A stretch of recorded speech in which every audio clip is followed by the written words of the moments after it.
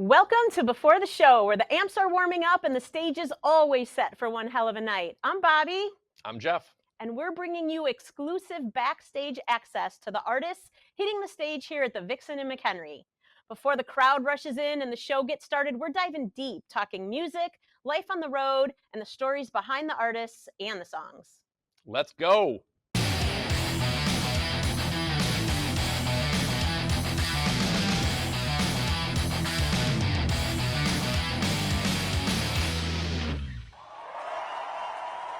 Jeff and I are here at the Vixen Theater, where on Saturday, June 21st, Rok Brigade and Completely Unchained will be performing on this stage right here behind us. Today, we've got Bill Covert from Rok Brigade, and he's going to talk to us a little bit about his musical journey and the energy that they're going to be bringing to this show. Before we bring Bill on, I just want to remind everybody to subscribe to our channel. And if you've got any thoughts on this interview, leave them down in the comments below. We'd appreciate it. And of course, if you're looking to come, you can get tickets to all of our upcoming shows at vixenmchenry.com. With that, let's bring Bill on. Hey, Bill. Hey, guys. How you doing? Thank you. Thank you for having me on. To be honest, we had recorded this podcast with Bill last week when we first launched, and we decided to change up the scenery. I don't know who told us it would be a good thing, but we're up here in our VIP balcony, and I think it's a pretty big improvement. What do you think?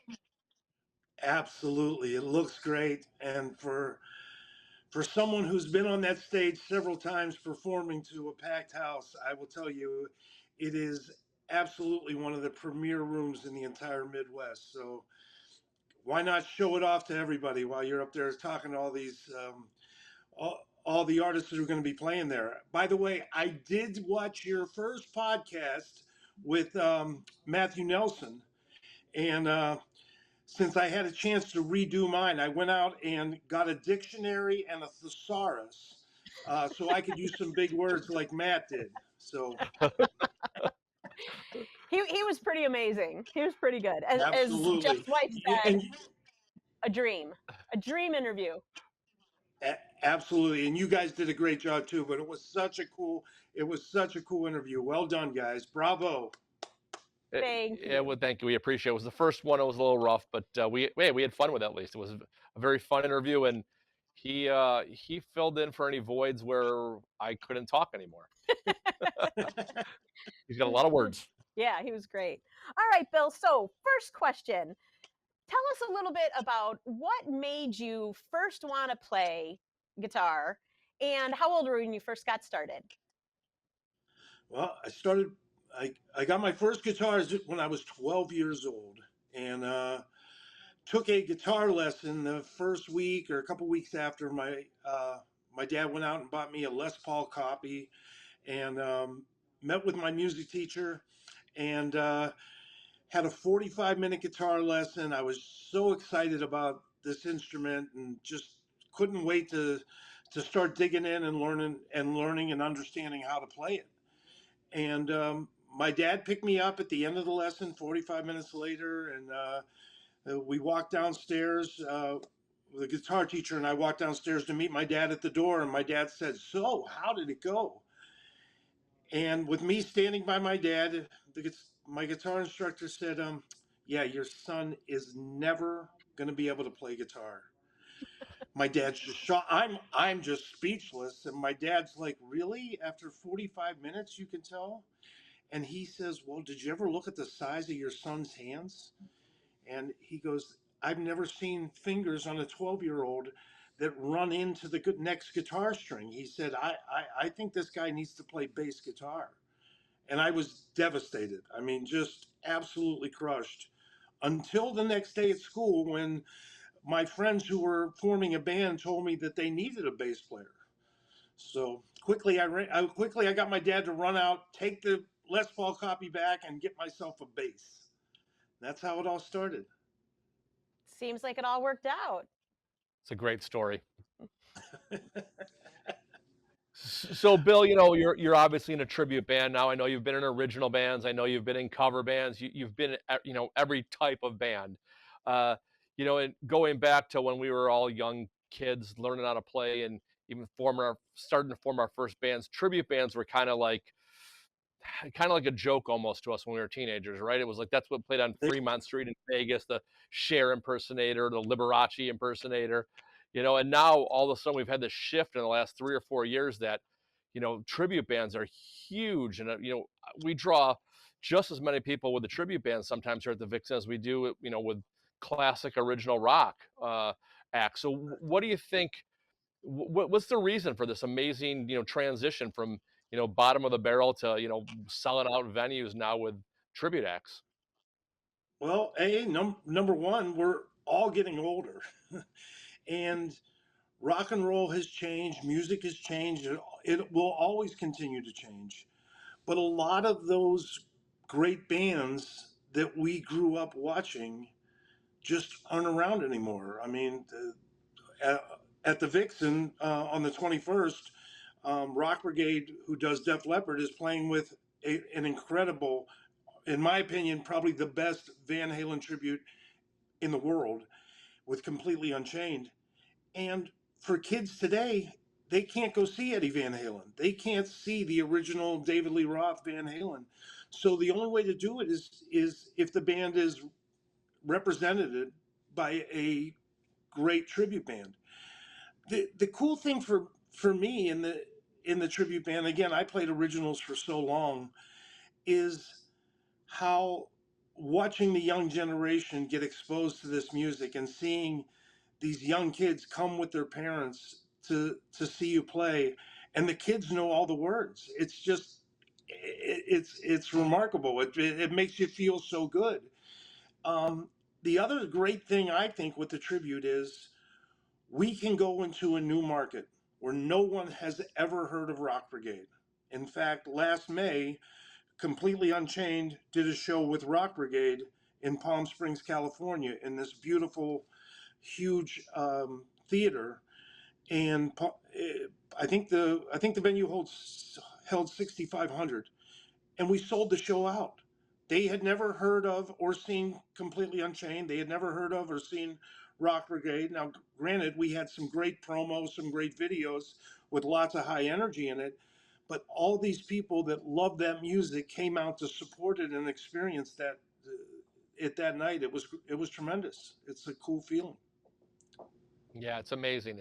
The transformation of that is amazing. And like you said, no one even knows you in California, and you sell out a 6,500 seat venue. It's mind boggling. And we had to pinch ourselves. We walked in there and couldn't believe it. And I'll tell you one other story from that show. Marty, Joe, and I and we had seen them sound check already, but we were standing out in the audience when Completely Unchained hit the stage. And my God, I mean, it looks like Eddie Van Halen up there. It looks like David Lee Roth up there. The energy that they brought, and we looked at each other, go, we have to follow this. These guys, and the place was just going insane for it. And so I made sure here at the Vixen, Rok Brigade is going to go first, and then Completely Unchained, because we're not going to follow them the way they come out. I got bad news for you. I've decided to flip flop that. I'm kidding. I'm kidding. Yeah. So, Bill, I have a question for you. I've been following you and watching you play back when you were playing with Friction. I know you can play absolutely anything. So, tell me a little bit about the band Rok Brigade, since you guys got together, and why Def Leppard. Well, Def Leppard has a special place in my heart. I think I've told Jeff this story before, but I was 14 years old, and my older brother got me tickets to see Ozzy Osbourne at this small theater in Pittsburgh, Pennsylvania. And I was dying to go see Ozzy and Randy Rhoads. I was so excited. I didn't even know who Def Leppard was. Wasn't something on my radar. Again, I was 14. We didn't have MTV wasn't really out yet, or wasn't on in Pittsburgh yet. And I went to the show. I got up pretty close to the front. I mean, within the first 10 rows, I was sitting up there, and Def Leppard came out and blew me away. They looked like they were 14, 15, 16 years old. think they were a little bit older than that, but I'm pretty sure the drummer was either 16 or 17 at the time. So that was 1981. Um, and literally blew my mind. I couldn't believe it. Ozzy was great too, and it's something that I'll never forget getting to see Randy Rhoads that first time. But the songs, the energy that Def Leppard brought that night, it was incredible. And I went back, went home, was made a note. I had to go get these albums, and at that time they only had 2 records out, but I had to go get those Def Leppard albums. A few days later, my dad asked me, "Hey, so how was the concert?" And I told him it was life changing. Well, what does that mean? I said, "Well, I know what I'm going to do." I said, "I am going to figure out a way to learn how to be a great songwriter and record rock and roll albums and put a record out." I said, "I'm going to get on MTV by the time I'm 21 years old." I was like just blown away, blown away by it.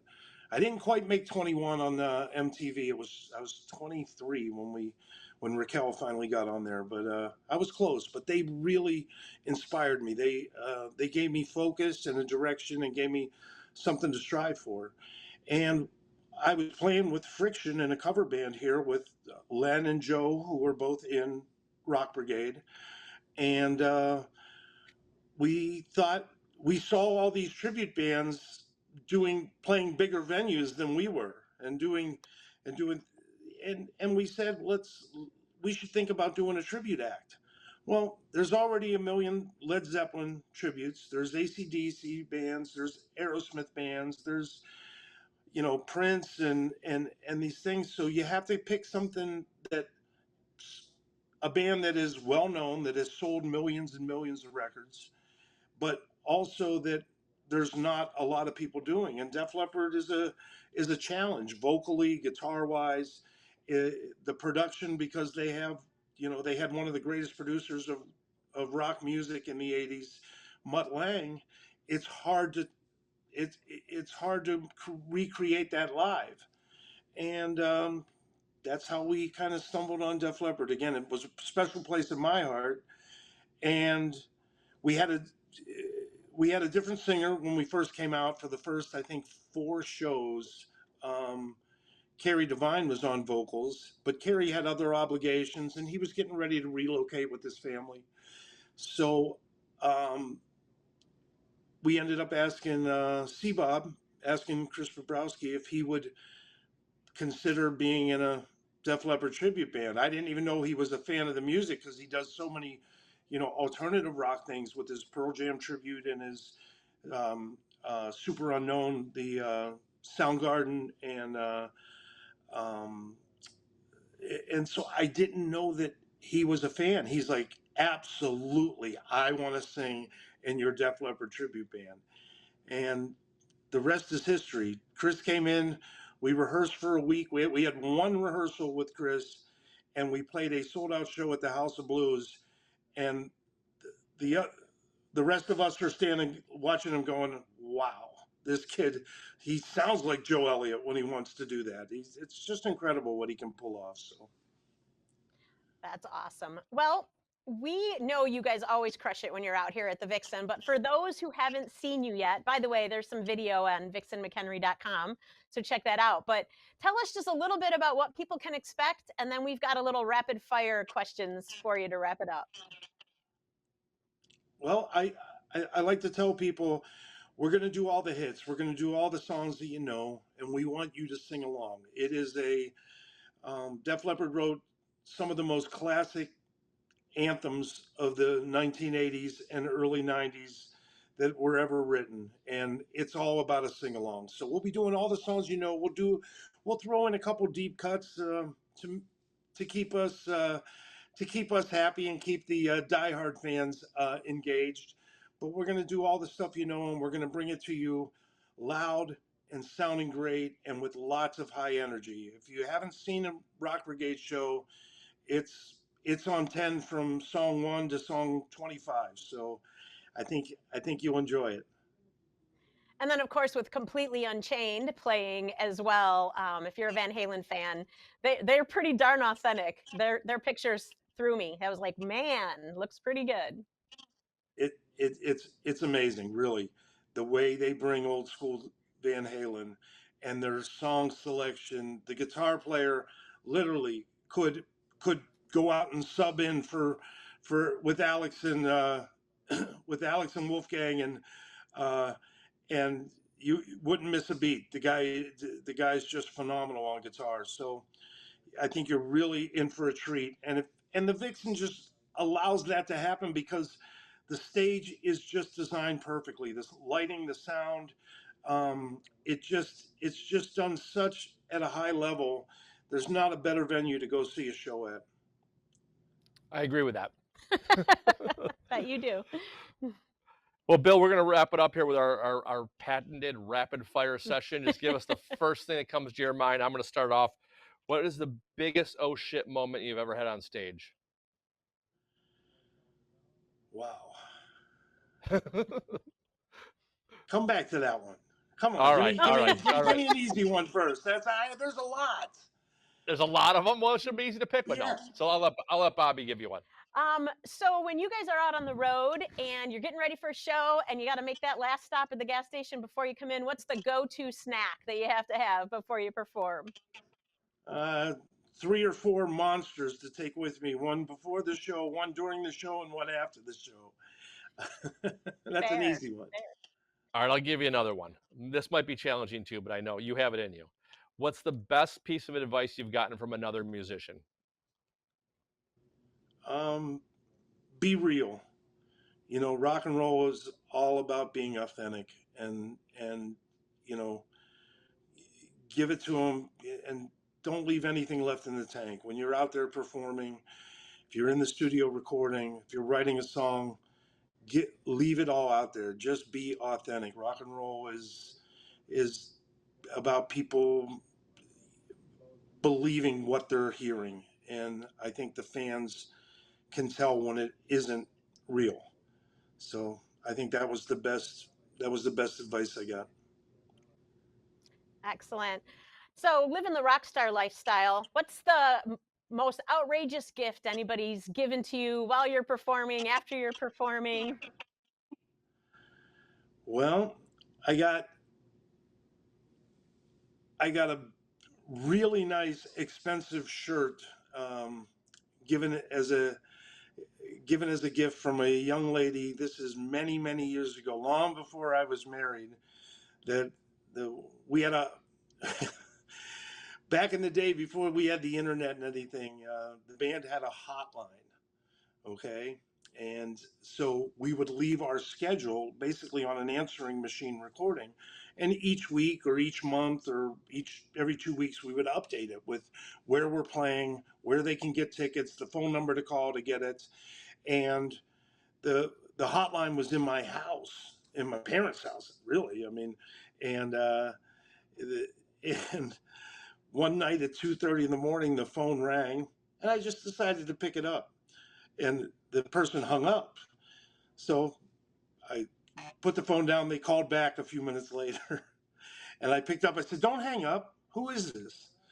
And I started talking, and it was this very beautiful young lady who was a big fan, and it was my birthday was coming up, and she said, "Well, I wanted to give Billy a birthday gift, and I didn't know where to send it to." And long story short, I drove out at 3:00 in the morning and met her, and we became friends, and we're still friends to this day. But she got me a beautiful, beautiful button-down shirt, so that was kind of something different. I was waiting to hear she was wearing the shirt at the show. Yeah, So well, yeah. It's a PG podcast there today. PG podcast. He wasn't going to do that. It's an all ages show we're doing at the Vixen. I had to keep certain details were excluded. Right. And thanks for fitting that in. Yes, it is an all ages show, like most shows at the Vixen, which we're happy that we can do that for our younger fans. It is an all ages show on the June 21st. Absolutely. So, do you have anything else? No, I think we're good. I think we've said it all, Bill. Well, Bill, we're really looking forward. Absolutely. I just want to mention that I think tables are almost all gone for this show, and GAs are selling fast. please don't wait. The last 2 shows that Rock Brigade did at the Vixen sold out ahead of time. Last show, I had some not so nice text messages from people saying, "Bill, I couldn't get in. I was standing outside." So please, if you're thinking about going, and this is a show you don't want to miss, buy your tickets early. Don't wait. Um, and guys, thank you for having me on. I love what you do there. I love the venue. I love that it's 5 minutes from my house. Um, but thank you. Thank you so much for letting me be on your podcast and be part of this. Well, thank you. And thanks for coming back to the Vixen again. We're excited for the show. Again, it is Saturday, June 21st.